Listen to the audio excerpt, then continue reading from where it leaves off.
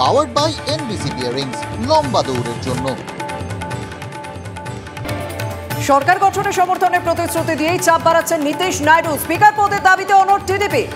8টি গুরুত্বপূর্ণ মন্ত্রকের দাবি নাইডু। রেল, সড়ক, গ্রামোন্নয়ন মন্ত্রক চান নীতিশ। শরিকদের গুরুত্বপূর্ণ অনেক মন্ত্রক ছাড়তে হতে পারে পদ্ম শিবিরকে।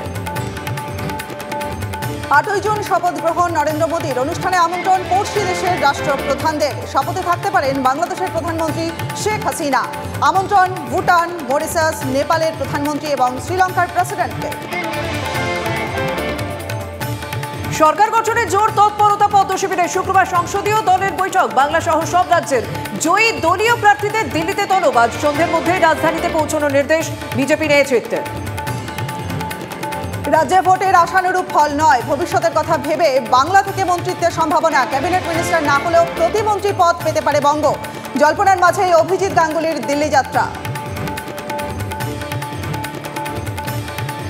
দিল্লিতে দফায় দফায় বৈঠক। অভিষেকের প্রথমে অখিলেশ যাদবের বাড়িতে বৈঠক। প্রায় 45 মিনিট চলে বৈঠক। সৌজন্য সাক্ষাৎ দাবি তৃণমূলের সেকেন্ড ইন কমান্ডের। আপ নেতা রাঘব চড্ডা, সঞ্জয় সিং এর সঙ্গে বৈঠক অভিষেকের। রাজ্যে বিপুল জয়। শনিবার কালীঘাটে জয়ী প্রার্থীদের বৈঠকে ডাক তৃণমূল নেত্রীর।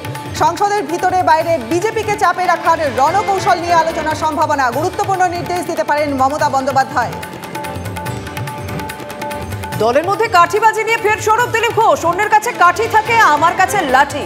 মন্তব্য বিজেপি নেতা। দলের সংগঠন নিয়ে বিস্ফোরক দিলীপ। নির্বাচন চালানোর মতো টিমই তৈরি হয়নি। যারা সিদ্ধান্ত নিয়েছেন তাদের দায় নিতে হবে। TV9 বাংলা এক্সক্লুসিভ বিজেপি নেতা। আজ দেশের জার্সি গায়ে শেষবার মাঠে নামবেন ভারত অধিনায়ক সুনীল ছেত্রী। কলকাতায় শুরু। তিলোত্তমাতেই শেষ আন্তর্জাতিক ম্যাচে মাঠে নামছেন ক্যাপ্টেন। বিশ্বকাপের যোগ্যতা অর্জনকারী ম্যাচে যুব ভারতীতে আজ কুয়েতের মুখোমুখি ব্লু টাইগার্স। জিতলেই তৃতীয় রাউন্ডে যাওয়ার হাতছানি। পাওয়ার্ড বাই এনবিসি বিয়ারিংস, লম্বা দৌড়ের জন্য।